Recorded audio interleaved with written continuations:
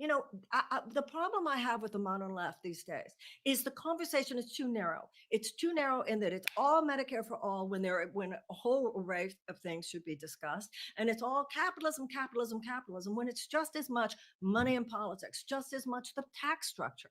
The left should be talking about the repeal of the 2017 tax cut. The fact that in that $2 trillion tax cut, 83 cents of every dollar went to the very richest corporations and individuals. So I think that we need a more sophisticated conversation than just this one bludgeon that doesn't have enough of the actual analysis. I'll tell you something. You could talk about someone like Jeff Bezos. I couldn't agree with you more. We need to break up the monopolies of the tech companies. So we should be talking about monopolies. But then you look at someone like Oprah Winfrey, who's made $1 billion. I can't see anything wrong with the fact that she's made $1 billion. And I don't know, I can't speak for her, but I know a billionaire who once said to me, the fact that my taxes are so low is obscene. Not every rich person is a greedy bastard, and I think we need to talk in much more sophisticated analytical terms than these black and white ways that we have that will not find any kind of seed within the majority of the people in the United States. And I just see it as not as deep as we're called to be. We have this fiction, it's almost like fairy tale idea of socialism. There's some jerks within socialist systems too. So it's not like all the bad people are capitalists and all the good people are socialists. Corruption is everywhere. And sometimes the notions of exactly where the corruption is, we have to have an analysis that recognizes that sometimes socialist systems have their problems as well. So I believe, as I said, that we need to have both in the society. And that's not only do I look at certain European countries and does that convince me that that is the way to go, but also I believe that that's an actually achievable path over the next 20 years in the United States. We have to go deeper than just calling everything capitalism, capitalism. It's monopoly, it's taxes, it's our peace. We need a serious peace movement. The left has completely given up any real conversation about peace as opposed to endless militarism. Welcome to You Left Shit Out. I'm your host, Compton J.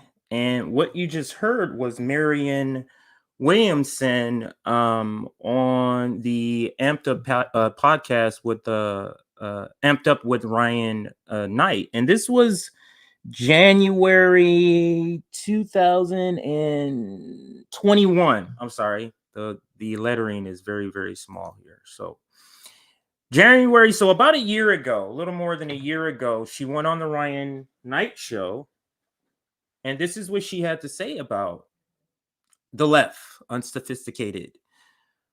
Capitalism is not the problem, while she proceeds to list things that are problems with capitalism. Money and politics, that's a capitalism problem. Tax cuts, that's a capitalism problem.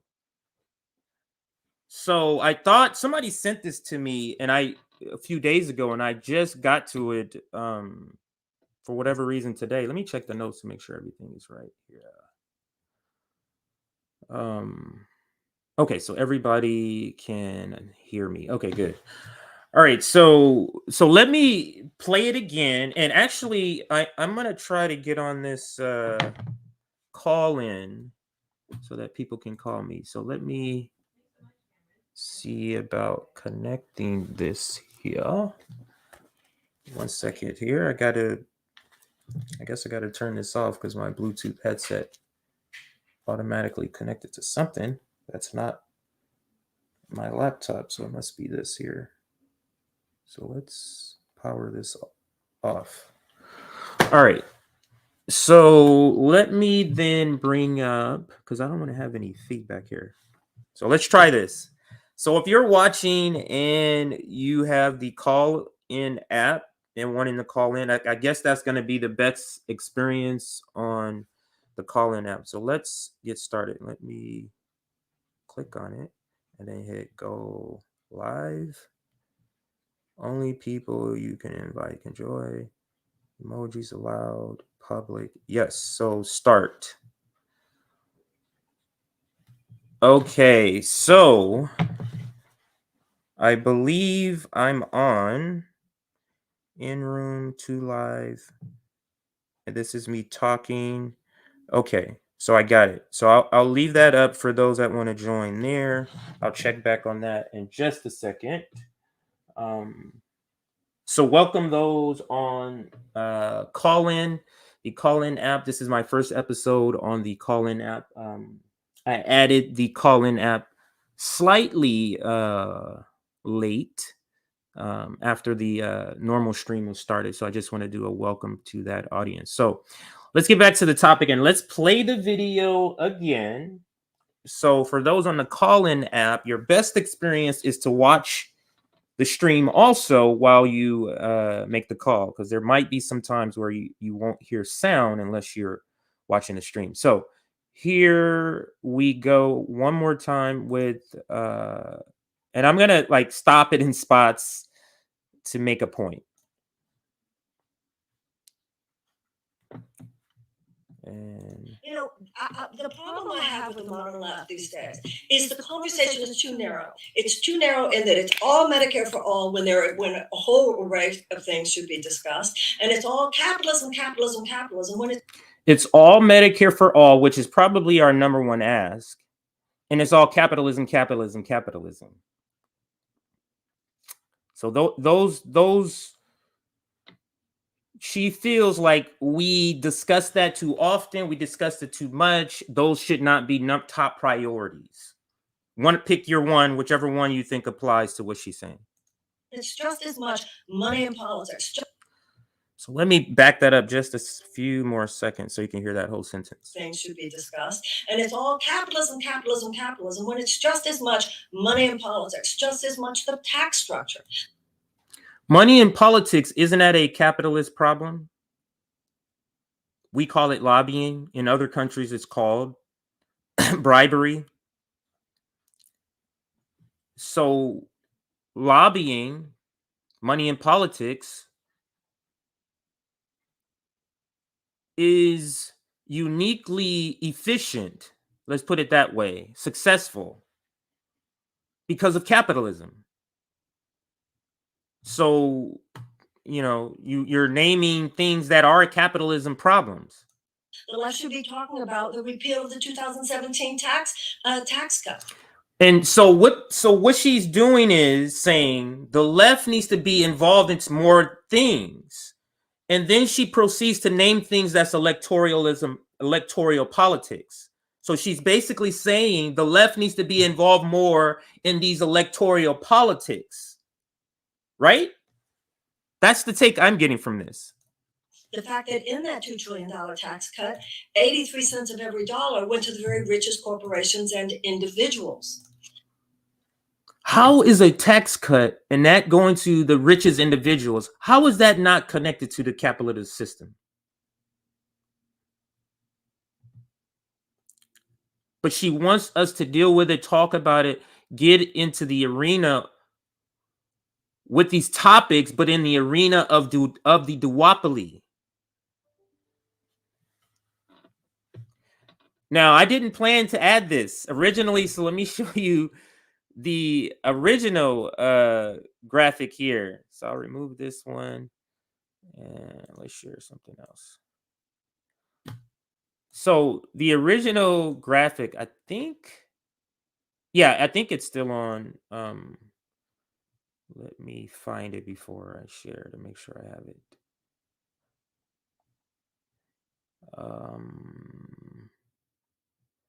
Wow. Where did I retweet that? I could have swore I just retweeted that. Oh, maybe it was on my page. Oops. So let's see if I did it there. Nope, but I can find it here. So the point that I'm making, I'm sorry it's taking so long. The point that I'm making is that the original graphic that I was going to do was this here. I found it, so let's share. Sorry it took so long here. Was this here? This was the original graphic. And then, I started, so I guess there's another inbox for people who send you messages, but you don't follow them or something. They don't follow you or something. So it's like a separate inbox. That's not your normal DM. So I went to go look over there because it looked like a large number. So I looked on there, and it was someone who sent me a video. Actually, it was several DMs of people sending me information to report on. So you might see that information later. But anyway, one of the DMs had this. I had information, had this recording that they sent me. And it's like, hey, basically I didn't know if you were aware, but there's this recording that's out there, and here it is. And he clipped the recording together. The person clipped the recording together, and then so I had to add this one here.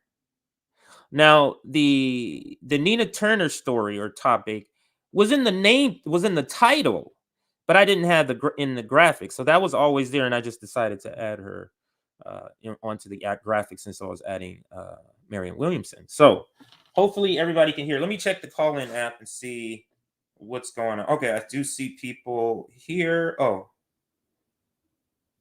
okay, now I understand how to do this. Okay. All right, so I'm gonna try this in just a moment. So yeah, let's see if I can get my headset to work now. Wait 1 second.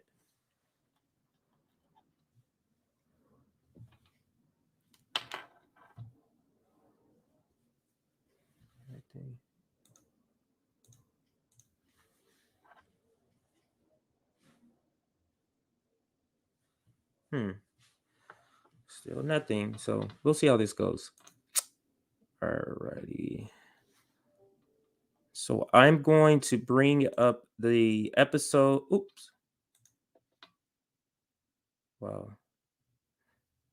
This is not working out the way I thought it was going to work here. Okay, I think this is it now.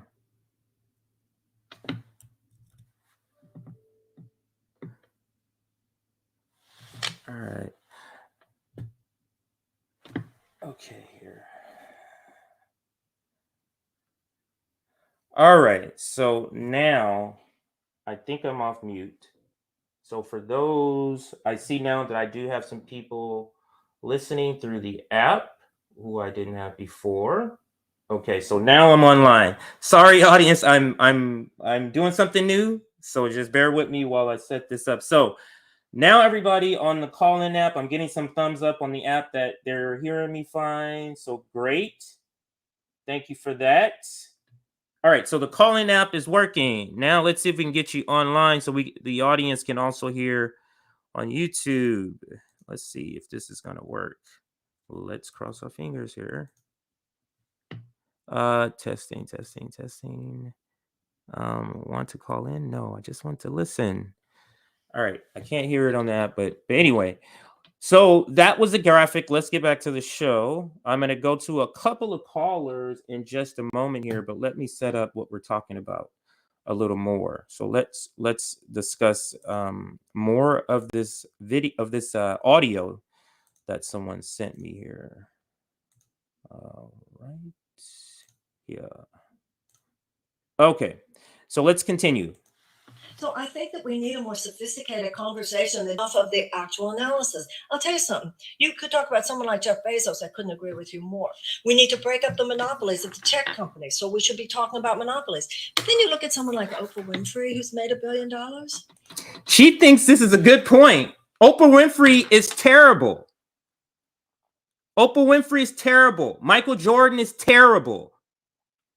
Tiger Woods is terrible. You're talking about black capitalists who don't give a fuck about black people enough to use their capital. Instead, doing things that they learn from their oppressor, like giving to charity, creating charities that don't materially change the people that it's helping, change their lives. It never does that. So no, pointing out Oprah Winfrey as a good thing is a no. I can't see anything wrong with the fact that she's made $1 billion.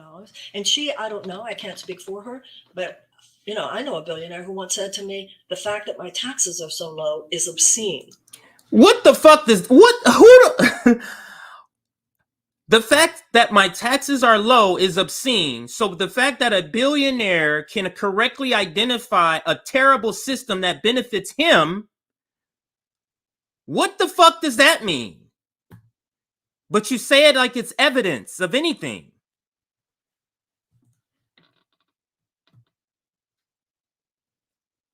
Exactamundo. She's like sticking up for her personal friends. Okay. No, I'm just reading some comments that they can hear. Okay. All right. So let's try call in. I'm going to try one more time to see if I can get the sound here to play for those watching directly. It says listen in.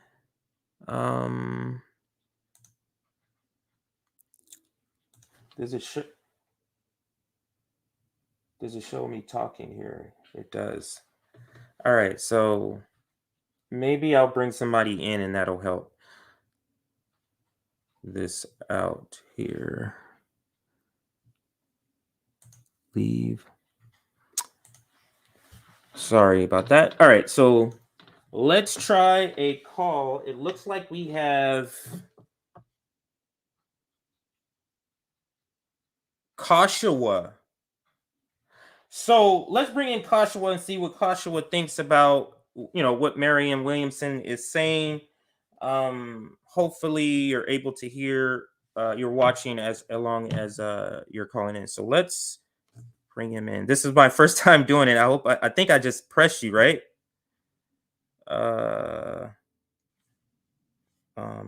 Make next caller. Okay, is that how you do it? Hello, good afternoon, Jay. Oh, there we go. Oh, wow. Did I say your name right? Is it? I was just about to correct. No worries. My name can be tough. I understand. It's Kusha. Kusha. My apologies. So trust me, it's not an issue at all. My name is said by many people correctly and incorrectly. It's truly no trouble. Okay. One second before you start to speak, I just need to make sure I'm able to hear correctly and I'm doing this right for everybody to hear, because I can hear you through my laptop, not through my phone, but you can hear me. Okay, so this is working for everybody to hear. It looks like the levels are correct. This is my first time doing this, so that's why I want to make sure this is correct. All right, so go ahead. What do you think about this? Go ahead with your thoughts. Yeah, I think, thank you for asking. So I think what you raised by addressing the personal connection that Marianne Williamson has to Oprah, I think that's a very important angle to come at this from. Because if I'm not mistaken, Marianne Williamson was able to build more of a platform by her appearances on Oprah Winfrey's program, if I'm not mistaken, right? So there's definitely people have a reflex to try to defend their friends, oftentimes, not necessarily always, which makes sense. But I think what it gets to I think the more significant point that you addressed is the fact of the capitalism and big money manipulation of colorful female faces and now LGBTQ faces in high places. Obviously, as you mentioned, like Michael Jordan, there's Tyler Perry, Kanye West, right. Jay-Z. And then, but it's the same thing. Like there are people who are immigrants to the United States, or females like Laureen Powell Jobs or Jacqueline Mars, right. or Alice Walton, Pierre Omidyar, who's I think he was born in France. He's of Iranian parents. He's the one who owns like The Intercept, if I'm not mistaken. Omidyar, he has tens of billions too. So like this, of course, I think what you do is essential in going fundamentally to the organization of the economic system of U.S. capital and global capital. I think it's very necessary. I think what I would really like to hear your thoughts on, Jay, is that this is a split which has been pretty apparent. If we go back tens, 100 years in American history to the day I thought, because I have a close friend of mine, he goes to Fisk University now, and Fisk University, one of the HBCUs, historically black colleges and universities, if I'm not mistaken, it's the alma mater of W.E.B. Du Bois. And I've read some of his work before during my first year in college. And, you read some of W.E.B. Du Bois's work. Okay, yes, go ahead. Yes, Souls of Black Folks, if I'm not mistaken, and he talks about like the psychological wage and so on, used with how white supremacy is used. Now, I think what I really like to know your thoughts on is the split that developed from Du Bois and his, if I'm not mistaken, contemporary Booker T. Washington, or if he wasn't a contemporary, shortly thereafter, probably. But this attitude that you see within the United States, within many Black people in the United States, of going towards one tendency or the other, or sometimes among the most powerful, trying to balance it out through the liberal, neoliberal orientation, as we see many such do. I mean, there's the attitude you can have, like Michael Jordan, of like, well, Republicans buy shoes too. Of course, you'll say, and I'll say, like, many of the Democratic power elite are much the same. But I'd really like to hear your analysis on this split and any other further comments you have on that. Yeah, we've sort of talked about something like this along the lines. Me and Nick have talked about this, and he's read a lot more on it. But you're basically talking about the divide down the Black community, really, between Black capitalists and everybody else in the Black community. If we're just talking about the Black community, and it's so you have these Black how did he say it in that book? I want to get the quote right. Where you basically have Black people under the belief, and it's through trial and error, through, they're living it under the belief that their success is proof that either racism doesn't exist or that anyone can make it because they made it. Another thing about people that think like this is that they believe that they're chosen. Like it's better for me to be a billionaire and helping people, even how small, how I would label it, how small it is. It's better for that for me not to be rich.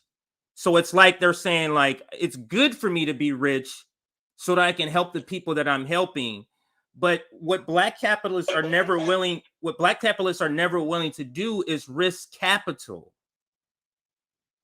Right? So they're never willing to risk their own capital for the betterment of the community. So what W.E.B. Du Bois, I'm not sure if this is the point you were talking about, was talking about how it's since the dawn of, since we've been here, brought here, there's always been that segment of the Black community that is willing to sell out the community's the community needs for their personal goals, and they're willing to even take on some of the tropes, take on some of the characteristics of the oppressive class and inflict it on their own people. I hope that I know I kind of went off on a tangent, but that kind of addressed what you were asking about. That was very welcome. Thank you. I appreciate the insight provided there. I think why I think of Du Bois is because he was such a prominent figure for like Martin Luther King to chew over and reflect over, because I believe I've seen some writings from King where he says, like, one thing we need to importantly reckon with is the fact that W.B. Du Bois was a communist, which is not necessarily a label King was willing to use for himself. I believe in a letter to his wife, he said, I definitely identify more, I don't have the quote on me, but he essentially said that he identifies more with democratic socialism than capitalism. And so in a different writing of his, I believe he talks about this need to wrestle with the fact that Du Bois was, on the one hand, one of the smartest people in U.S. history, especially from the left wing. And at the same time, he identified as a communist. And for King, this was a very curious matter, because King was not willing to identify him as such, given the fact that he already had so much going against him from the FBI, J. Edgar Hoover, COINTELPRO, being wiretapped, so on and so. He was assassinated for, so obviously that's why it was really interesting for me to hear your thoughts on Du Bois, and essentially this rift that comes on of like Booker T. Washington's attitude that I think is embodied very much in the present day, which is, as you were saying, like Black capitalists, but any capitalists in general, saying that, look, like, capital accumulation for capital accumulation's sake is a worthwhile endeavor. And if you tell me I don't have any bootstraps, I'm going to find the bootstraps and put them on. And no matter how awful it is, I'm going to overcome the barriers. And I don't want to hear any so-called excuses, which is a big split between Du Bois. But it feels like from the days of this tension, and of course it's been preceding that. I'm not saying like there was no division of class or power or wealth prior to these two. I'm just saying I think this is a very significant event, a significant rift in the Black community of the United States that is, I think, worth analyzing, as you said, you and your friend Nick do. So thank you for that, Jay. Absolutely. And thank you for the call. I'm gonna go ahead and move on to the next caller. So thank you again for that call, sir. Let's go ahead and play a little more of the audio, but there is a couple of comments here I put up here. Is this channel a psyops? They talk about DEM exit, but also smear third parties. Feels Mockingbird. So this person is a Nick Brana MPP stan, and I'm not afraid to put their comments up. It's a very weak, argument. Very weak, because I voted Green Party, and I'm having a third party summit on the 18th through the 20th on this channel. So Kels Jones, you should tune in then, so you can see all the third party candidates and all the discussions around third parties. Got it? All right. So any other Nick Brana related MPP bullshit like this, I'm not gonna read, but I gave you your stage today for that 1 second. You got your 15 seconds of fame. Get the fuck out of here. I don't have patience for that shit. For cult people, you're behaving the same as Trump supporters, as K-Hive. So I don't have any sympathy for you whatsoever. Fuck you. Does that make it any plainer? Shit. So we're gonna get back to the caller in just a second. Let's finish playing a little bit more of what she says and get some more comments. Not every rich person is a greedy bastard, and I think we need to talk in much more sophisticated analytical terms than these black and white ways that we have that will not find any kind of. Let's rewind that. This is a very important part right here. Rich person is a greedy bastard, and I think we need a greedy bastard. Who once said to me, the fact that my taxes are so low is obscene. Not every rich person is a greedy bastard. Right. So this is her coming to save her friends, to shield her friends, like one of the comments said and like the caller said. And I think we need. And the last caller, he made some great points. Thank you for that call. To talk in much more sophisticated analytical terms. This is the part where she's basically saying we're not sophisticated because we won't participate in electoral politics. And I think we need to talk in much more sophisticated analytical terms than these black and white ways that we have that will not find any kind of seed within the majority of the people. She's saying the majority of people are propagandized into the duopoly system. So what we're saying, what we're advocating for is going to fall on deaf ears because those people are propagandized. So let's work inside the propagandized system. That's how I take that. The United States, and I just see it as not as deep as we're called. Right. She's trying not to say, she's, in my opinion, she is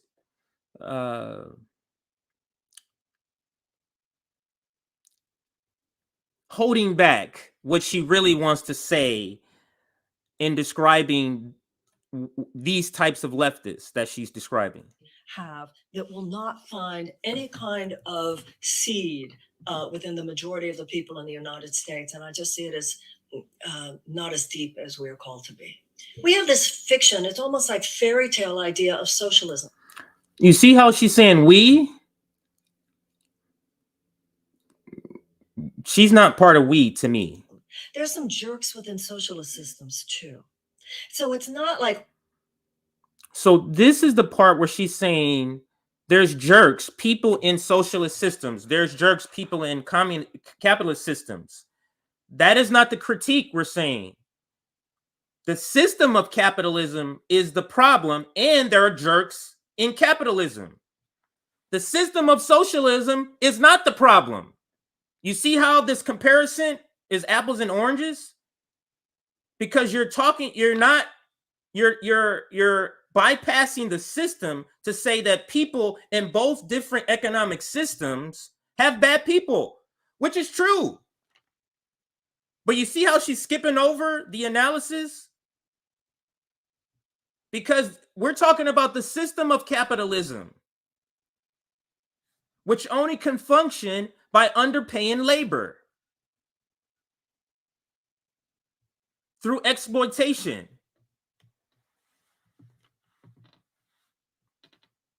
And you can point to European countries, as she did, I think later or maybe earlier in this audio. You can point to European countries who have capitalism and socialism, as she calls it. You can point to those nations all you want. I forgot my thought on there, but because this other one came in. Actually, let me play the audio so you can hear it. All the bad people are capitalists and all the good people are socialists. Corruption is everywhere. Right. So this is the part I wanted to refer to. So she's trying to conflate bad people in both systems without coming after the system. The system of capitalism is the problem, and there's bad people in the system. You can't say the same for socialism. And sometimes the notions of exactly where the corruption is, we have to have an analysis that recognizes that sometimes socialist systems have their problems as well. So I believe,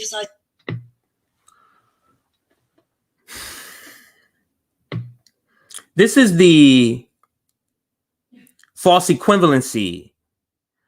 It's like, how many hundreds of millions of people have capitalism killed? I mean, has socialism killed? How many bombs have socialism dropped?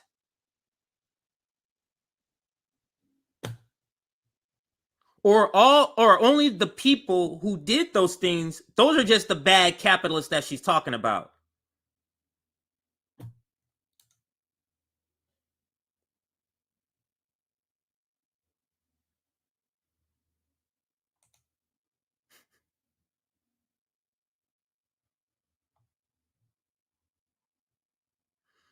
It's a great point here. Socialist systems don't have an inherent systematic problem. Capitalism can't work without brutal wage slavery and racism. That's the point. That's the point. I saw a couple of funny comments. So I'll pause here. So we all kind of have roles with FHL. Not roles, but I noticed that so somebody said I'm kind of like the angry one of the group. Angry audience. So it was funny because I was just talking to somebody about this the other day, but just naturally we all kind of have different demeanors that happen to work well together. Like, for example, Sabby is our professional one. She's our professional leftist. She's the one that can come in, articulate it to the T, have it very professional, talk to you in a very professional way without insulting you, without you knowing she's insulting you is a better way of saying it. That's Sabby's lane. And then Nick is like our, resident nerd. He even calls himself the nerd. Like, he's the one politically that kind of knows the most on many different topics. Like, where all of us are more specialized in topics. Nick is the one who knows the most. So he's like the Spock, the information person. And then we have, of course, Rome is the ground person. He's the one we have in the streets. Although we're, I'm gonna be doing a little bit, but nothing on the level of this. So Rome is our ground person in the field. He went out to interview some people. The union strike, I forget which one. Kellogg union strike. So that's Rome is our, on location sort of person is Rome. And then Josana, of course, is our international one. She brings the knowledge of that international flavor. JB is the compassionate one. I think everybody knows that. JB is the compassionate one. He's the one who brings compassion to the policy, to the conversation. He's the one who's always trying to do that. I'll let you guys kind of give me a label. I guess I'm did I cover everybody? Nick, Rome, Sabby, Josana, JB. Yeah, then I'm the last one. I don't know. Yeah, I guess I'm the angry one. I'm the righteous anger, I guess you can say. That's it. I guess that's a good way of saying it.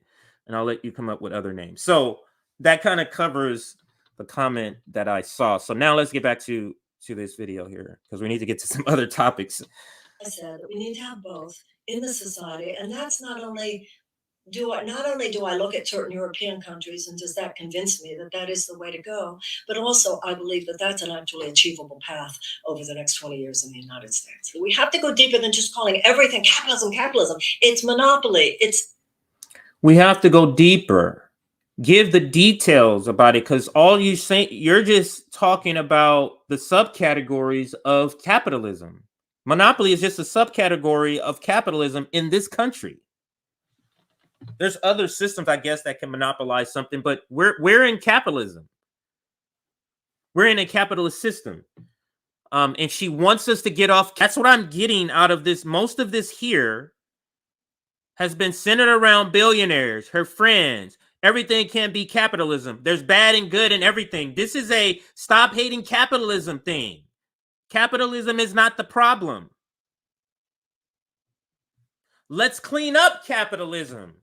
Let's make slavery kinder, gentler slavery. That's what she wants. Taxes. It's our peace movement. We need a serious peace movement. The left has completely given up any real conversation about peace as opposed to endless militarism. I can't believe she said that at the end. Hearing, just seeing some of her takes on what's happening in Russia, the whole peace thing. Like, get the fuck out of here. Anyway, yeah. So let's now pivot. Actually, no. Let me take another call on this topic, because there have been people waiting. So they may want to comment on this. So let me take a couple of more calls. But callers, I will need to limit the topics. I know the first caller asked me about W.E.B. Du Bois and everything, but let's limit the topic specifically to this. We just for time, we don't have the time to really go into anything else. So let's limit the topics specifically to this item here. Let's see who's up here. I think I see Eric.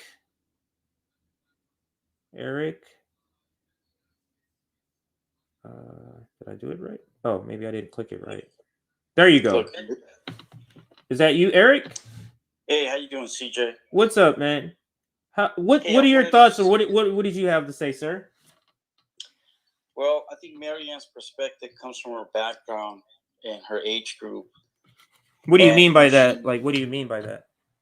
Meaning whatever her experience was living and how she's got to where she's at is the lens that she looks at. Oh, got you. Right? Got you.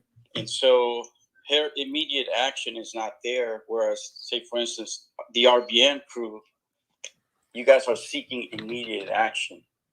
Got you. It's the reason why your message resonates with so many people and it sort of pierces through people's hearts.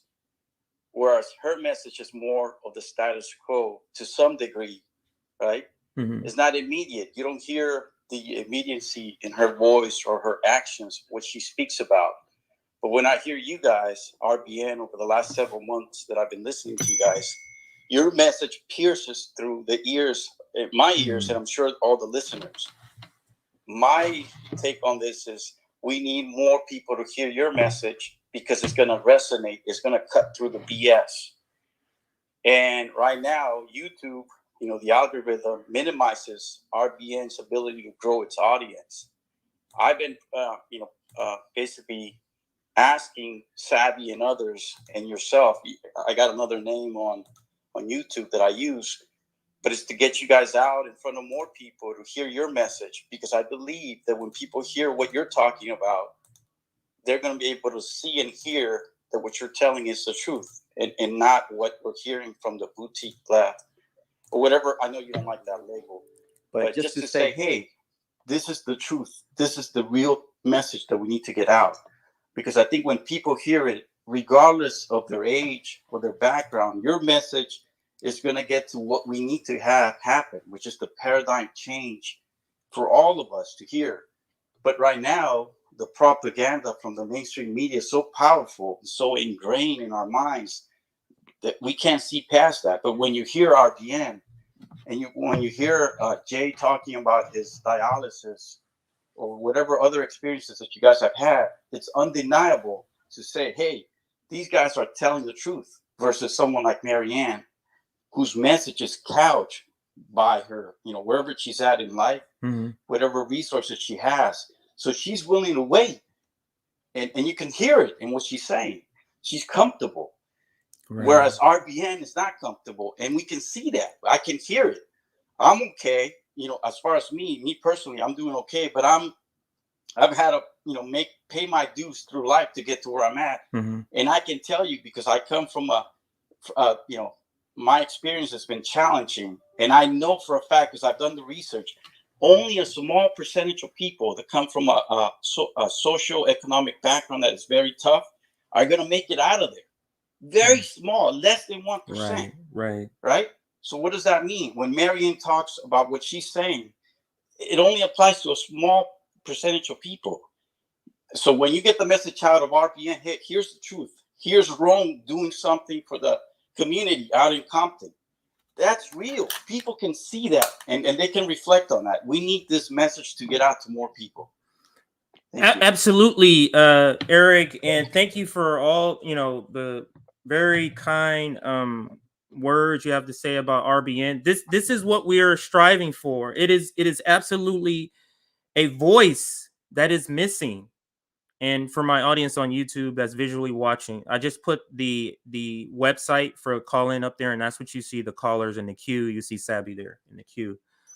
But all of what you said is great points, and maybe why there is this where we have overlapping policy understandings. I'm not going to even say beliefs, policy understandings, because a belief, I don't think, changes. So it's not like you can say, oh, I want, single payer, but I'll, Obamacare will do. Like, that is an understanding. So you're fine with either one. That is an understanding to me and not a belief. So this is another reason why what you're saying about other voices are so important. When I did another show, another stream, Sabby was on there, JB was on there. It was called "The Old Left is a Problem." Like, what was very similar about all those people on that graphic was they were all well off. Most of them were white, and they were all well off. So imagine the left. We're looking for media to listen to, and everybody all the talking heads, most of the talking heads are all saying the same thing, or are not saying any direct action sort of thing. None of them are planning these types of things. So what is the left doing? We're just sitting back listening to people tell us, who agree with us, who say they agree with us, or we have an understanding. So that's how they're able to gain our ear. But they're never doing anything. They're never telling us to do anything. They're never saying, hey, Jimmy Dore, Sam Cedar, Kyle Kalinske, Chris, all of our platforms, let's organize a direct action march to Washington for $17 minimum wage, whatever amount they came up with, right? Why aren't they doing that? This is the reason why the left movement, the voices of the left movement can't be wealthy white voices. Otherwise, this is what we have. It can't be that. It needs to be people on the lines. It needs to be our trans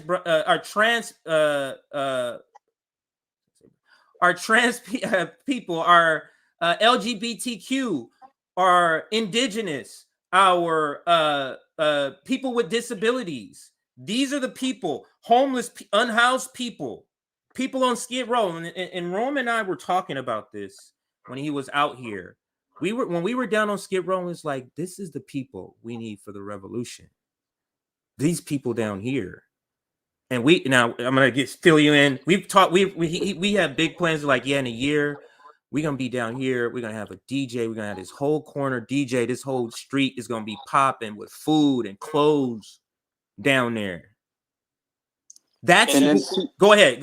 I'll keep going. I'll keep going on this. You got to interrupt me. I didn't mean to interrupt you. I want you to, we have to take lessons learned by our predecessors. Take effective strategies that work, that we can apply pressure to those in power, to embarrass people, where it hurts, their pocket, the money, the corporations, all of that together. We have to be create an effective long-term, short-term plan so that we can gain results, right? To do that, we need more people to hear your message, the whole RBN crew. And I really feel like you guys need to do a tour around the country to have more people hear you. And I think the listeners like myself will, fund some of that, meaning support you in doing so with resources. And I believe over time, if you have a long-term marketing and action-oriented strategy, you can get a lot of results over time if you do it the right way. There's going to be people that are going to infiltrate. There's going to be people that are going to make things look like they're not the way they should be, and so on. But if your name, as I believe, you guys have the opportunity and you have the time, because most of you guys are pretty young, that you can do this and hit bumps in the road, but you can create that plan and use the same things that the capitalists use against the socialist movement, against them. The people are on our side. Again, people hear you guys, your message, it gets to my heart. And again, I'm doing okay, but I've grown up seeing the challenges of people, in my life. And I see what it is. We got to help each other. It's all here for the taking. The money, the resources are all here. There's money for all kinds of stuff, and we don't have it for the people. No, it's bogus. The money is here. The resources are here. We just have to make good use of them. And we have to push the needle to get these actions done. And I think strategically, RBM has it within themselves to do so over the next several years. And there's the people, especially the younger folks that are coming up. If they hear your message, it's undeniable. To me, it's almost like hip hop was in the early days. Once you heard, really good lyricists and rap, all the other music went to the side. Yeah, you were getting the truth. I don't know if that makes sense, but that's I totally get that when you put it in terms. A lot of people don't know this about me, but outside of politics, music is one of the next biggest things. Besides family and stuff, is like, and lyrics and hip hop lyrics. I'm a lyricist. I study these things, so I completely get it, Eric. And you've been a great caller, but I do want to give you a moment if you had a couple of more points before I move to the next caller, because you had some great points. I go by another name on YouTube. I've been listening to you guys and watching you guys for months. And basically, I almost all the other shows that I used to watch, once I started to hear RBN and how you guys put it into words, I could see through all the BS because of RBN. And I know a lot of other people, when they get an opportunity to see your show, they see that. And I couldn't see it, but now I see it, I heard it, and I see the inactions of all the other shows that have been around for a while. Not all of them. There's a few out there that are still really good. Yeah, there still are. So only to say thank you. Please continue what you're doing. I think there's a lot of opportunity, and I believe that you guys have a lot of solutions that you guys are going to make for the masses. So thank you. You're welcome, Eric, and thank you again for the call. Great call. A couple of things. We do want to tour around. This is another thing we've been talking about. When we're able to financially do is this is exactly what we want to do. We want to tour around, rent out, spaces, wherever, venues, couple of thousand people, whatever we can fill, and do and talk like a campaign. And this is something we do. Hang on a second here. Trying to get the next caller on. It's something that we do want to do. And then the other thing is what you're saying about you didn't know there was something better essentially until, or Eric said this, I don't think he's still on. You didn't know until you heard us. And the Sabby makes this point all the time. And that, or Sabrina, I like the name Sabrina, so I'll call her Sabrina, her full name. This is why they're afraid. A lot of the other podcasters that have a couple of 100,000 subscribers, they don't bring us on to just talk because they don't want their audience to hear somebody and they'll go, wait a minute, that person, wait, they're saying a lot, doing a lot more, saying a lot better, or, whatever label you want to say, because it's going to point out their inaction. You get what I'm saying? Like, it's going to point out their inaction. And it's just a point I just wanted to make that is something that Sabby says, makes a point about all the time. So I think I have Sean will be next here. 1 second here.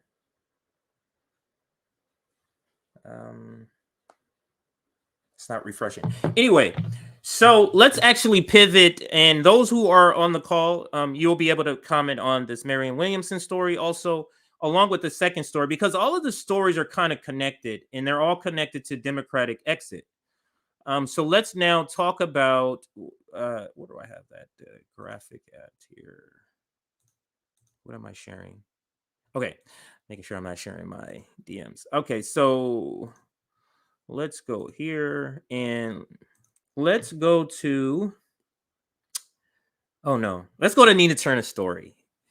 Because I did it for those who also follow me on Twitter. I put up a Twitter poll for this episode. And I don't know if a lot of you know that a lot of times the things I tweet out are for an upcoming episode I want to refer back to, get your thoughts. Because I always want to be reflecting what people are saying, also giving my own opinion, but also saying, oh, this is what people are saying. And here is that poll. So again, callers, you will be able to comment if you still have some comments on the Marianne Williamson item. You can also comment on that, and also this new story. I see Sabby in the comments here. I'll find your other comments in 1 second, Sab. All right, so this poll, let me make it a little bit bigger because I want to talk about the comments, and the comments are not good. So I'm wondering if anyone in the comments also is watching and also is in the queue to talk. That would be very nice to be able to hear the person articulate their opinion. So here is the poll. Will you donate or phone bank? I know those two words, but for whatever reason, it was one. For Nina Turner in 2022. So that is the question. And I'll be bringing on another caller in just 1 second here. And let's look at some of the comments. Or actually, let's look at the total. Look at the total first. No to both. So no to donating, no to phone banking. 87.6%. That is essentially 9 out of 10. That's essentially 9 out of 10. And we're at 1,100 votes. So this is not a small sample for an internet poll. This is not a small sample for a Twitter poll, I should say. So let's look and see what some people have said here. Okay, so let's take this one here. We must stop donating to all political candidates. Seriously, it has to end. We must also move to protest voting. This is the only way to send a message. Stop voting red or blue. Policies don't change via the ballot box. Sorry. I think that's what policies. Policies don't change via the ballot box. Thank you for that comment. That's Forgot So. At Forgot So is the user name on that. Let's go to the next comment here. This one is Justice for Peace. Too many people are tribally propagandized. And now that they are all frightened and angered, pandemic and war, they will stick to the safe path of voting for their preferred ruling party, DRR, while some of us feel the way you do. We are a tiny minority, unfortunately. And that is something the left have to wrestle or accept, that the left movement isn't as big as the Bernie Sanders movement for his campaign, because the Bernie Sanders movement included people who weren't leftists. So I guess this is another question for another show.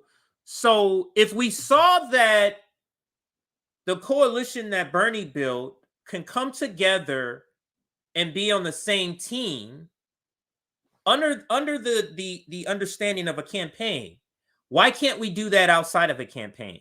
How come we confuse who we should team up with, unless it's under the confines of a presidential campaign? Because we were willing to team up with people who don't believe with us for that, but we find a hard time doing it in other ways, in other times. So let's go to the next comment here. Actually, I can close this screen so I don't keep going back to it. Next comment here, Lynn's, I think that's how you said. It's fucked up. They even ask people for money still. They conduct themselves like every other DEM at the end of the day. So take the corporate money and fuck off. Don't keep taking money from hopeful people who could spend it anywhere else and move and be more useful. That is such a great point.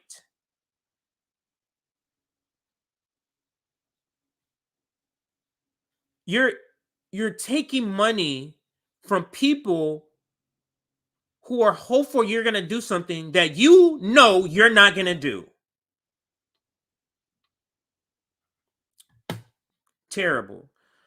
And she goes on to say, progressives have more debunked the myth of donors being the issue. The rot is much deeper than that. Thank you for the comment. Next comment, hell no. And that's the answer to the question. This person is not donating or phone banking. After what the Dems did in 2020, I will never waste another second or another cent to help a Democrat. I will do all I can to ensure the Democratic Party is destroyed. I like that. I will do all I can to ensure the Democratic Party is destroyed. I don't donate. This is the next comment. Oh, I'm sorry. Let me shout out the name here. I am Spartacus, still waiting for my $1,400. That was the last comment. And then this person is, what the fuck? Question mark. I don't donate to or do free work for parties that sue the Green Party off the ballot. That is a great point. Also, integrity isn't something you can buy either. Great points. Loving the comments here. She lost me at a long time ago, maybe around the time she did the Super Friends interview with John Kasich. Hell no. I'm sorry. Shout out name. Professor Dr. Turbo, Air Fryer, Jesus, God, Esquire. Servitude, class, citizen, no war, but class war. Their comment is, hell no, I do not support that lie to their supporters. Directly obstruct her own supporters, actively vote against the policies she touts to her supporters, all the while getting rich as fuck. Badger Warrior. That name sounds familiar. I either shouted them out or something, or no, they're in my DMs or something. I phone bank last time. I won't again. Let me retweet that one there. And then Comrade Misty. What's up, Comrade? She just says a simple hell no. And then Jess says abso-fucking-lutely not. She made her choice. I'll retweet that also. And I'll stop here with Angie. Or I retweeted Angie. To people who voted yes, your time and money would be much better spent doing a mutual aid run for your community. I promise you'll never regret it. That is absolutely true. Absolutely true, in my opinion. So let me go back to the poll here. So what are your thoughts? I'm going to go to a caller here. What are your thoughts on Marianne Williamson? If you want to comment on that, you can also comment on this new topic, or this, I'm sorry, let me go all the way up. This new topic, which is this poll about Nina Turner.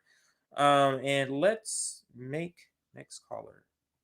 Sean, can you hear me, Sean?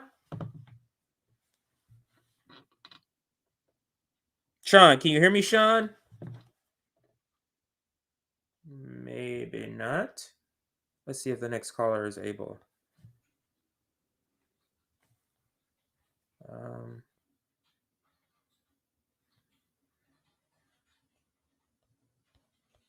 can hear you. Okay. I'm sorry. Now you can hear me. Is this Sean? I'm sorry. This is who? Okay, let me scroll this over here. Okay. I see you, Hoop. What's up, Hoop? Yeah, what's up, Hoop? How you doing? And what do you have to say about any of the topics? I'm glad to see y'all, man. I just want to say, man, I love Nick and you, JB, all the people on RBN, because you do really give them the business, you know. Like the second caller said, the first caller, I'm not saying he was bad or nothing, but like you can. I'm from Gary, Indiana, man. I don't know if you've ever heard of that place, but hell, yes, of course. The murder capital. And I was, you know, people would kill each other over Jordans and a Chicago Bulls jacket. And I had a real rough life, bro. And every day, you know, it's been a struggle to going to work. And I'm a union pipe fitter now. I'm really doing good for myself. You're a union pipe fitter? Yeah. How long did it take you to get into that? It's a 5-year apprenticeship program, but you know, I make good money. I'm in the Bay Area, California now. Right on. I'm here with you, so. Mm-hmm. But I moved out here because there wasn't any work in the Midwest, and I moved out here about 5 years ago. Been out here ever since. It's, you know, I make a good living for my children and stuff. But man, my nieces and nephews, they in complete despair, dude. Like they live out there in Indiana still. My kid's mom do, you know, all that. So, I mean, these people have never, ever, ever had to live a day in any of our shoes, bro. That is their problem. Yeah, but they're ever had to struggle ever. Right. So is it? So do you think? Are we why are we expecting rich people who have never lived a day being poor to solve problems for poor people? I've been wondering the same thing. when they said vote blue, no matter who, I was over it. I was off it. You know what I mean? I was over that. It was done. See you later. I couldn't even vote for a Democrat ever again after Joe Biden said the Senate parliamentarian. Yeah, and wasn't that some bullshit? But talk. Yeah, I mean, you know, man. Come on, man. I got kids I got to feed. I know you do, Rome. Man, come on, man. So talk to me about Gary, Indiana, because you said over in Gary, Indiana, is it run down? Is the city run down? Is it like there's not a lot of job? What's going on over there? Man, it's just, you know, it's right across the border from the south side of Chicago. So it's right there. You know what I mean? It's just right there. Yeah, my barber's from the South Side of Chicago. So man, I had to move out here. They built a new refinery out there, BP, but like after that, there wasn't any work for us. So I mean, and you got a bunch of guys that make middle class job, quote unquote, and to be honest with you, we make lots of money, but like it's still not enough. Listen to that. So like you, and my sister-in-law, my ex-sister-in-law, she make like $12 an hour taking care of wiping ass and stuff. Come on, man. That's ridiculous. That's the obscenity of capitalism, that the people who are doing the work that needs to be paid the most, they get paid the least. When I came out here because they went all union at the refineries out here, and that's what I do. I build refineries. Yep, Gary, Indiana is where Michael Jackson's from. Sappy, that's how I know it too. That's how I know it. Yeah. That's the only nice spot at the town. Man, there's 20 abandoned schools. You can look it up, man. It's bad, dude. And, there's 20 abandoned schools. There's whole projects been leveled, bro. In East Chicago. There's been lead, just like Jordan Sheridan, just like Flint, man. They built projects on an old lead smelting plant. So capitalism is the problem. It's been the problem since I was 11 that people was killing each other over Jordans in the starter jacket. Come on, man. I know that too. So you know Jordans in the starter jacket. I know that because man, like people like, but just think of that, because what you're talking about, what I believe you're talking about. It's the depriving a community of economics to the point to literally a person is saying, I'm going to kill you for that because I am that desperate. Literally to eat each other, like force each other to eat each other almost. Right. It's disgusting. Right. And then they point at us and say, look at the niggers. Listen, look at them. Look what they're doing.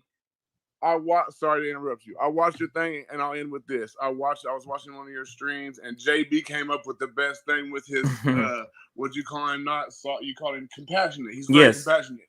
If you have a whole field full of roses, and there's 3 or 4 of them out of 1,000 of them doing good, you don't just blame the other roses. You change the shit around the roses, man. Come on. Yes. that's classic JB. I really only wanted to tell you guys I love you guys. Thank you. Thank you so much, Hoop. It's been a pleasure. I'm gonna be doing these calls again. I'm gonna bring on another caller. I'm gonna be doing these calls again, so make sure you tune in, and whenever you're able to, call in to the show for whatever topic, make sure you do. So yeah, let's go back to some of the comments. I want to try to get to the actually, let's infuse it here, because they're, like I said, they're all kind of connected. We talked about Marianne Williamson and her comments about capitalism and her really trying to get leftists to vote for the same party, but pick the lesser in the two evils in the sense of corporate Democrat versus progressive Democrat, as if this is going to do anything, right? Then we have Nina Turner suffering. She suffered a loss already. And I believe it's directly connected to leftists not coming out and vote for her. Leftists we're small in numbers, but that small number could have gotten her over the top. So there's things of that. And then the third topic is AOC is not a good example for progressives who are running right now. Excuse me. For progressives who are running right now. So if I'm a progressive candidate, Democratic candidate running, and I'm phone banking, right? So I'm gonna call, hey, I'm Compton J. I'm running for so and so. Who are you? Who are you running for? I'm running for a Democrat. Well, tell me what the Democrats believe in. What am I gonna say?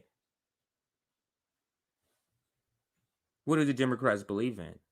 What? So I'm on the phone. I'm like, oh yeah, I'm a progressive. Oh well, the Democrats, they kind of suck. Yeah, they do. But I'm a progressive. I'm going in there to change things. Right? Hang on a second. I'm reading this comment. I'm a progressive. I'm going in there to change things. Really? Like who? Because AOC is in there. You mean like her? Well, no.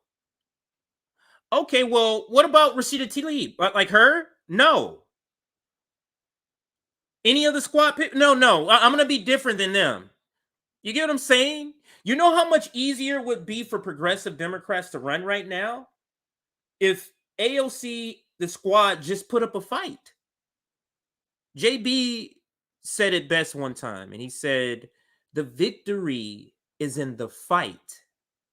That's where the victory lies. Just imagine they tried to execute force of vote, and they didn't win. She was elected. For whatever reason, she got elected again. Let's say they tried to do something about evictions or the $15 minimum wage, and they were unsuccessful. You know what the candidates running now will be able to say?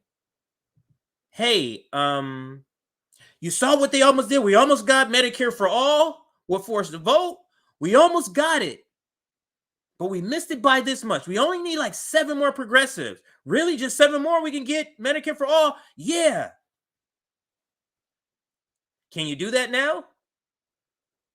Can you do that when you do nothing? When you say, I'm going to pick and choose my battles. That's the line they like to use when they're not fighting for shit. Oh, I pick and choose my battles. Can you tell me the last battle you chose? That doesn't have to do with virtue signaling about how much you hate the Republican Party or Fox News. So all of this connects to the same story, which is Democratic exit. Let me see if I'm able to do it on here. Oh, I can't do it from the screen here. I'll have to do it on my phone. Let me go to comments now. I'm sorry, I'm kind of skipping over around comments. I'll actually read some comments on Rockfin too. I don't know how JB puts them on the screen. I have to find that out, but I can at least. Oh, I see one from Fred Edwards. I prefer backgammon to Monopoly. Oh, I guess that's a joke. So thank you for that comment on Rockfin. Now, comments from YouTube. Let's see here.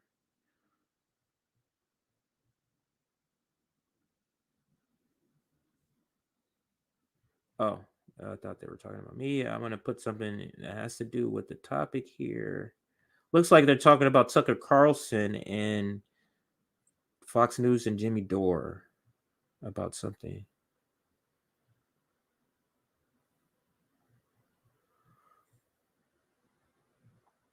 So, yeah. Yeah, that's true. Green Party never kicked anyone out. AOC is a great example of fake it until you make it. She's like a year away from that lifetime pension. AOC could be more effective. Actually, all these progressive, from Nina Turner, AOC, Cori Bush, after they've been in these public figures, they can do more outside and won't be boxed in so much outside of electoral politics. So, like, if AOC believed really was this person who was going to do these things, right?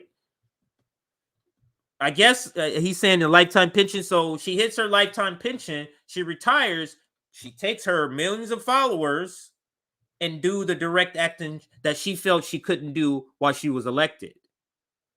That's what you should do. That's the more effective thing you can do with the power you can have. And I do want to right here. What was that comment? The person. What's the quickest way for the left to gain power? Is it to join the Democratic Party and build up power there? Every 2 to 4 years, we're voting in 1 or 2 good progressives. build up power there. It's my belief that the fastest way to gain power in the duopoly system is to join a third party. That is the fastest way that you're going to see them react. Because if you do it the way of joining them, they can hamper all what you're doing. Oh, yeah, no committee assignments this time. Oh, no, we're not doing that. They can keep doing that to you. You're part of the team. They can just keep batting you down. So that's a slower way of gaining power within the duopoly system. The faster way is not voting for them. So when they poll, no, I'm not fucking voting red or blue. Let the polls show that the Green Party, third parties are at 15%. And you don't see how that gets a reaction. So you can still get things done through the duopoly on the outskirts, nothing really big, this way. So let's bring in some callers here. Actually, I said I would look at some more comments first. So let's look at some comments here.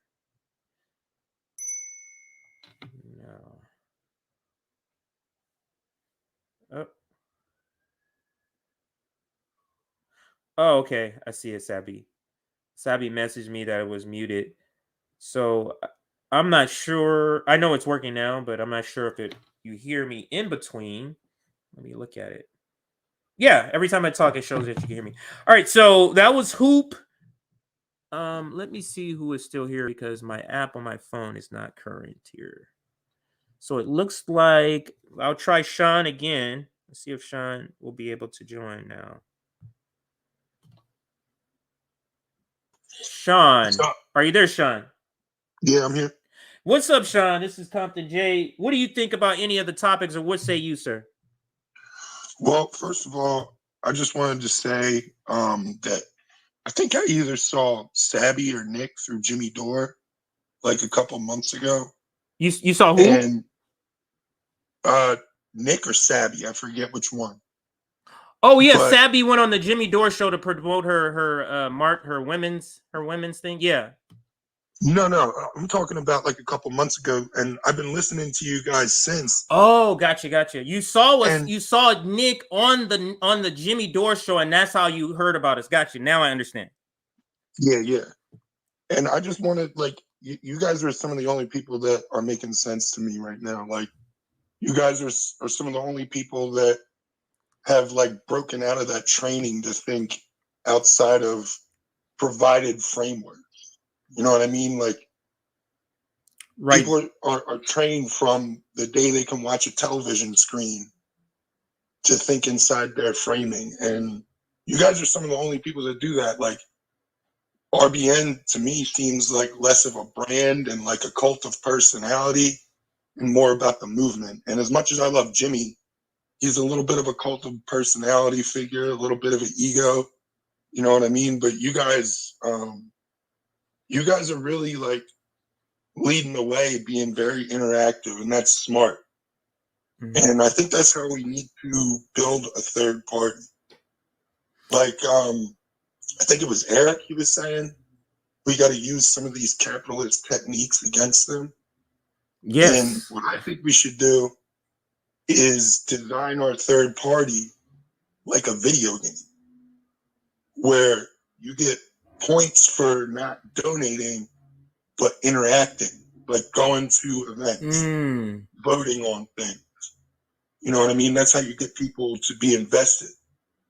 And if we, for example, like we nominated and elected all 15 cabinet members on top of the president and vice president, that makes us have like a really clear agenda that we can speak to on detail in every issue, because we could have Chris Hedges as our Secretary of State going around talking about foreign policy, or Ralph Nader as our Attorney General talking about prosecuting corporate crime and criminal justice reform, like, you know, getting rid of cash bail and mandatory minimums and stuff like that would actually help people.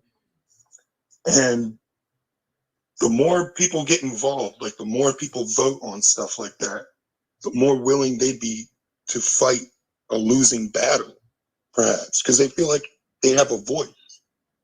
That's what the major two parties could never compete with us on. Because the minute they start giving people a voice, like their whole game is over. Right.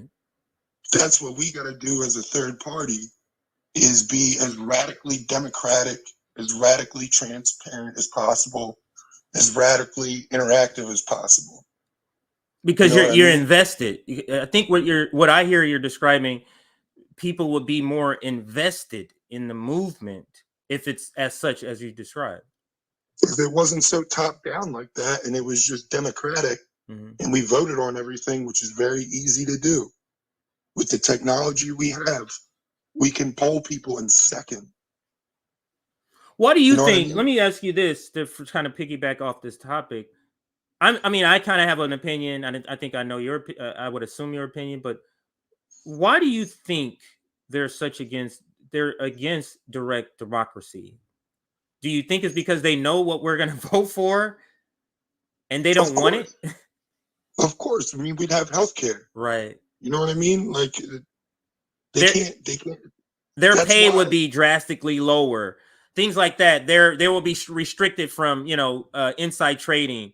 Things like, term limits. Like if all of this was like direct democracy, all of these things, all of how they're, getting rich off of us and oppressing us would go away. The only way they can get away with this is because half the people don't vote. And the answer isn't trying to take the Bernie movement and turn that into something. The answer is to engage non-voters and independents. Absolutely. Because the more people vote, the more people participate in the system, the more people, their minds start to work, and they start seeing these challenges to, what they've been taught their whole lives. It's going to start to make sense, but they got to be a part of the conversation. That's dialectical learning. You know what I mean? When people are able to have conversations and take part in the conversations that we're having like this, it makes it's an education thing. I went to school to be an education major, and this Brazilian dude taught. I think there were like 300 tribal people who were completely illiterate adults. Taught them how to read and write in weeks. Just off of a different education system, just off of like all this shit goes back to like, Plato and those philosophers, and Marx, those philosophers, Hegel and all that shit. It's you gotta give people agency, and we need to come up with new ways to do that. Yeah, and just to a couple of your points about the indoctrination that we receive, literally from birth, like from birth. That's the indoctrination into this system to vote a day. Could you even tell me how many ads you see a day? How much marketing you're hit with? Man, I mean, it has to be several hundred, if not more than that. It's every waking moment of your life. Honestly, from the moment you fucking wake up to the moment you go to sleep. You sound like me, because I complain about this to my wife, because I talk to myself out loud sometimes. Be like, fuck, another fucking commercial. And she'll be like, man, you always talking about capitalism, because capitalism is fucking up everything. So, but you sound like me. But thank you for your comment. But I do want to give you, another, last couple moments to just, since you've been a great call in the points that you've been making. I don't know if it's just the luck today, but all the callers have been great so far, and this is my first time doing this. But what last closing remarks about the topic, about what you're saying, that you want to get in before I bring in the next caller? Nothing. I guess I'll just say to since I kind of summed that up, I'm gonna say, like, is anyone really surprised that Marianne Williamson, who's like a multi-millionaire self-help guru, is a capitalist? Come on, man. I like it's crazy to me that people really need to be educated and to be broken out of this programming, because I can't. It's crazy to me that people are falling for this woman. People are lost. I mean, think like, people are literally people are lost. People who are very, very smart, articulate, all that, have all the right motives. Like, I don't get it. What's wrong with you? Like, how do you not get this? You know what? I thank you again for the call. It's been great. Make sure you call in again. Would love to hear from you. But I don't get it. I don't get it either, because it literally makes it, it makes no sense. It's been proven not to work. All the same sort of topics, or I'm sorry, sort of takes on it that we've all had. You get it. So let's see, Terence. I think Terence is my last caller. Let me see if I can bring in Terence here. Hey, CJ, how's it going? Hey, Terence, there you go. You're a third-party candidate, Terence, correct? Can you hear me? I am, yeah. Okay, there we go. So now I can hear. You're a third-party candidate, so great that you called in. But before I add, because I want to kind of shout you out your candidacy and everything. But before I do that, what is your thoughts on, what did you want to say sort of on all this topic, Democratic exit, AOC, Marianne Williamson, Nina Turner? Sure, yeah. I mean, I think this definitely isn't true, I should say, of your audience. But I'd say, broadly speaking, I think we've been kind of fed, this goes to the propaganda piece that you've been talking about, and the callers have been talking about. Like, we've been propagandized into this sort of very specific definition of what capitalism is, that sort of makes it appear more attractive to other people, that it's like about meritocracy and competition and innovation, when it's really just about this sort of ceaseless accumulation and centering of capital in society. And that when you defend capitalism, that's what you're defending. And so I guess what I'm curious to hear your thoughts about is, like, I feel like people just have like the wrong definition of what capitalism is. And if they had that real definition in mind, because we as a society, like I'm saying, too many of us have been convinced of this alternative definition. But I think if we had that real definition, I think we'd have a lot less people who choose to identify as capitalists, who think of themselves as capitalists. And I think that propagandizing, if we can get through it, that might actually make a real difference in kind of moving things forward. But I was just curious to kind of hear your thoughts, if that resonates with you. Well, let me do a follow-up before I give my full answer. Do you think it would be hard to convince people? Let me put it a different way. It's very hard to convince people the ills of capitalism when they live in a condo with air conditioning, got a nice, you get what I'm saying? Like, it's very, very hard to say capitalism is bad. And it's like, wait a minute, I have, I got Amazon delivery, I got a nice place. Like, it's hard, especially for Americans, considering that, we live on the land, and I don't know if a lot of Americans look at it this way. We are actually on the continent, the land where the imperialists live. That's why we're able to live the way we are living, because we happen to live on the same land that the world's greatest imperialist regime resides. So I know that's kind of, adding a little bit to what you were asking, Terence, but with that said, how it's very hard to kind of contextualize this. So then let me just answer, kind of address what you were saying then, since because it's let me figure out how to say that next question. So did you want to say something? Yeah, I mean, obviously, maybe this will give you a chance to gather your thoughts. I mean, obviously, being an imperialist and neo-colonialist country has a lot to do with making us, satisfied by the capitalist system. So that's definitely very true. But you talk about me being a third-party candidate. I mean, in my district, I live in a fairly rural district, all told. The biggest city in my district is 30,000 people. What state are you in for the audience? I know which one, but what state are you in? Massachusetts. Okay. And, I think the fact is, in a rural place like ours, I think a lot of people aren't really convinced, aren't really living that lifestyle that you're talking about, where they're convinced of the joys of capitalism, so to speak. Right. And so my sense is, at least in my district, and I've been steeped in, the local politics here, that if I were to, actually really spell it out for them, that they would be convinced that capitalism perhaps isn't the right framing and isn't really something that they support if they really get it. But that's just my sense in my district. Talk broadly about the U.S., but that's my sense locally here.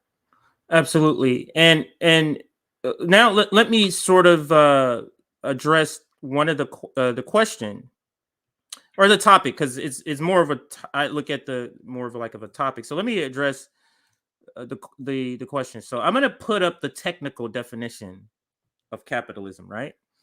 So this is what the dictionary has. So an economic and political system in which a country's trade and industry are controlled by private owners for profit rather than the state.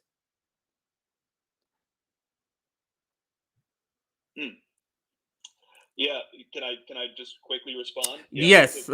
Yes. Yeah, I think there's a difference between living under a system of capitalism and being a capitalist, right? I think I think that's accurate.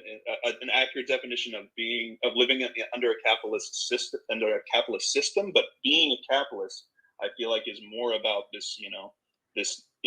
When you say I ascribe to this ism, I ascribe to this thing, you're saying that you are advocating for that system, right? And in particular, advocating for as I would see it, this accumulation and centering of capital in society. And that's the biggest problem. Is I think people might be more, I guess, okay living under a capitalist system in some circumstances, but I think when it comes to actually like being capitalists and seeing that system is the right system and that there are no other viable alternative systems, I think that's a different question. No, I love how you're bringing this point up. Now I get a clearer understanding of what you're referring to. But this is how capitalists sell capitalism, is they talk about the idea, not the application. You talk about, laissez-faire and it's a free country. Really? Because I can't start a business. I don't have the money, the capital to start a business, right? So they sell the public on these concepts, and it sounds very like logical, and they make it logical. But that is needed in order for that worker, because you understand the capitalist system sees you as a worker, but you have to get the worker to buy into the system so they'll work. So that this is very key, and I'm happy you brought this point up. But in the application, so when you're talking about being a capitalist, how are you exploiting the system? How are you rigging the system? How are you buying political power? Exactly. Which also gives you economic power, even more economic power, because the political system that you bought creates laws or tax laws or cuts that gives you economic stability, economic growth, or whatever word you want to use. So it's something that Nick says all the time. The application of asset forfeiture, the idea is great. Oh, you shouldn't make anything off of, you're a criminal. but the application is never that, where where police can just go, hey, asset forfeiture, I'm just taking that shit. And they're just extracting wealth. You get what I'm saying? So I'm using that analogy to say the application is not the idea, but you sell the idea. It's the same thing with the Patriot Act. 9/11, 9/11, 9/11, right?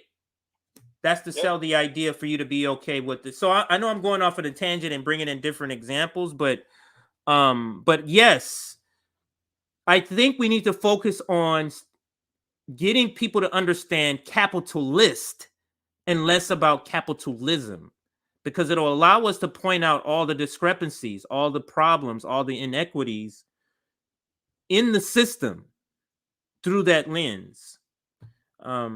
So yeah, I get that. But Terence, let's talk about your candidacy. So you're going to be part of the third party summit that's going to be March 18th through 20th. Could you just kind of give everybody like what state you're from, maybe give you your name so they can look you up, if you have a website, what party, all of the basic information. Can you shout that out, sir? Yeah, thanks so much for that prompt, CJ. I really appreciate it. Yeah, so my name's Terence Cudney. I'm running as an independent for state senate in Massachusetts on the North Shore. I live in a little city called Gloucester. And my website is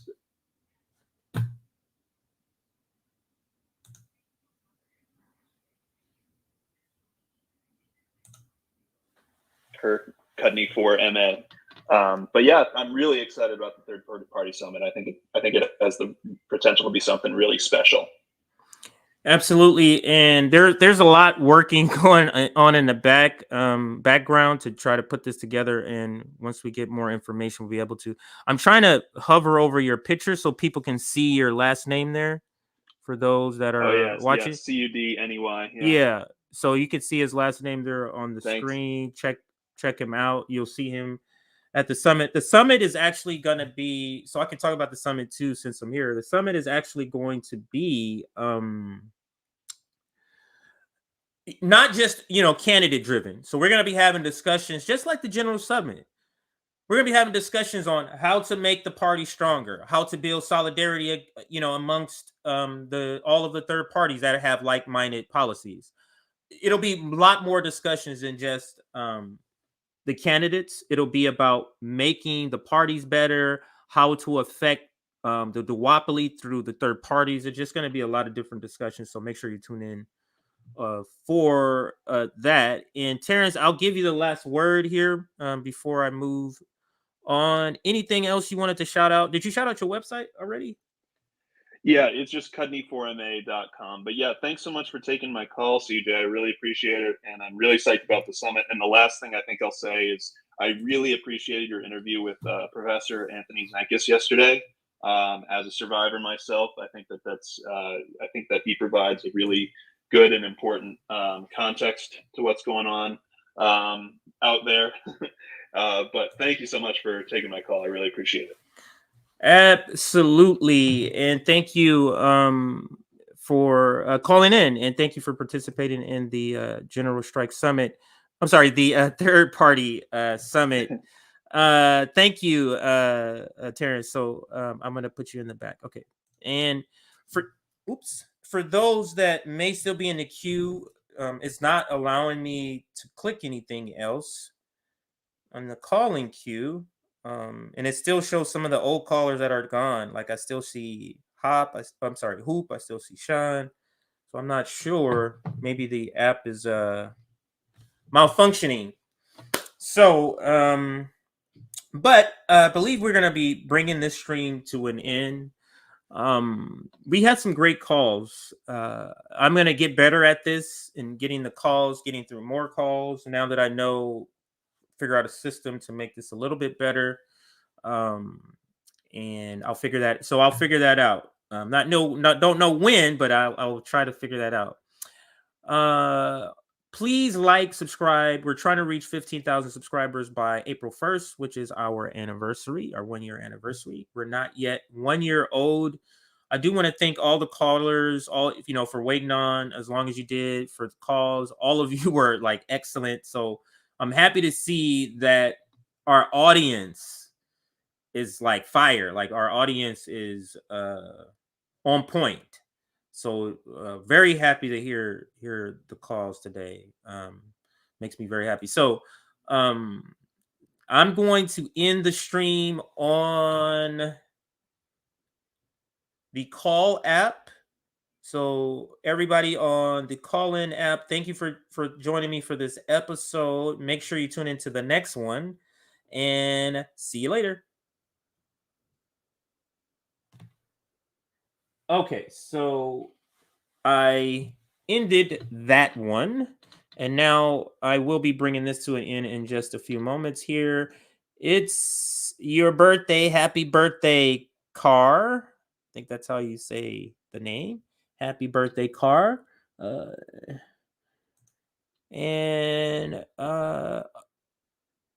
thank you, Jay. Keep doing the good work. Absolutely. Thank you for your kind comments. And let's see this one here. Independents who don't see third parties as viable options also make up Republican parties.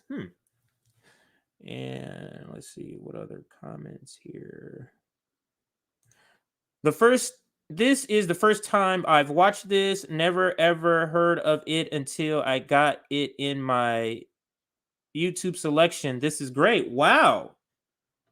I have been checking the analytics, and our traffic, the traffic from people browsing YouTube, the numbers have gone up. I mean, it's not great, but they've gone up considerably.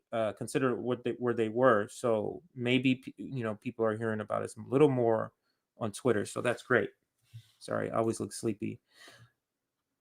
So, yep, I always have a sleepy look on my face. It doesn't necessarily mean somebody said something. Doesn't necessarily mean I've been smoking. I haven't smoked today yet.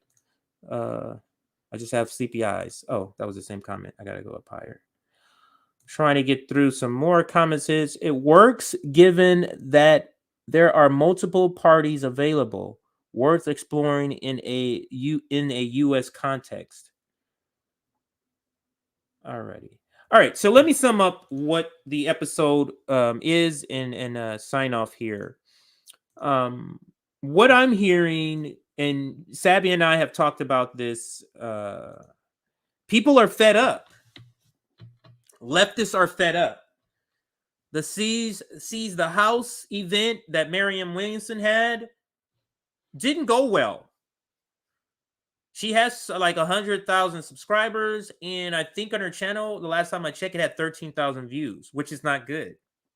A lot of her other videos are all in the 40, 50,000 views, and this one has 13,000 views. The other thing is the comments. It wasn't 50% good, 50% bad. It was something like 75-25, maybe 80-20. Not a good ratio. Oops. Actually, I don't need this one. I'm off the call anymore. So not a good ratio.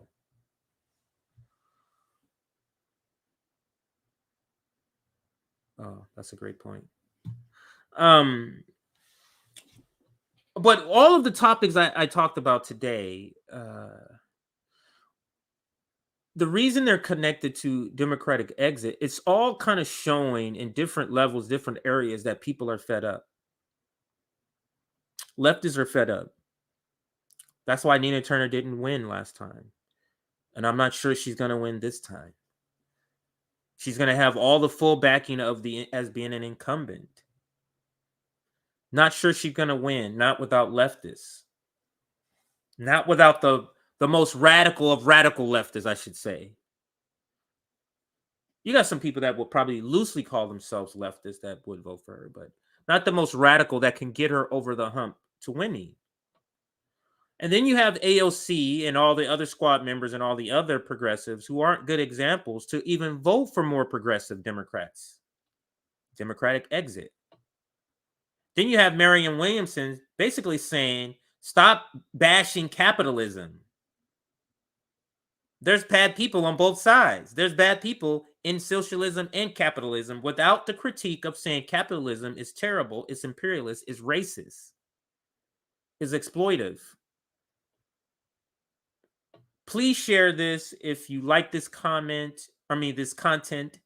Please support us on Patreon. It's patreon.com/revolutionary blackout.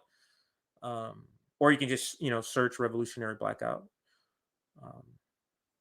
My mutual aid is Mutual Aid Forever. It's the same on Venmo or Cash App, Mutual Aid Forever.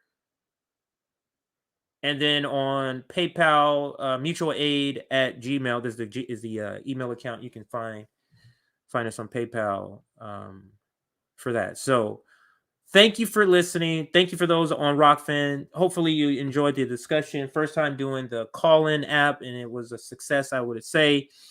Thank you for all of those in the comments. We have to build community. We have to learn from each other. We have to get better. We have to stop voting red, blue. And that's really the educational point of this stream. We have to stop voting for the Democratic Party.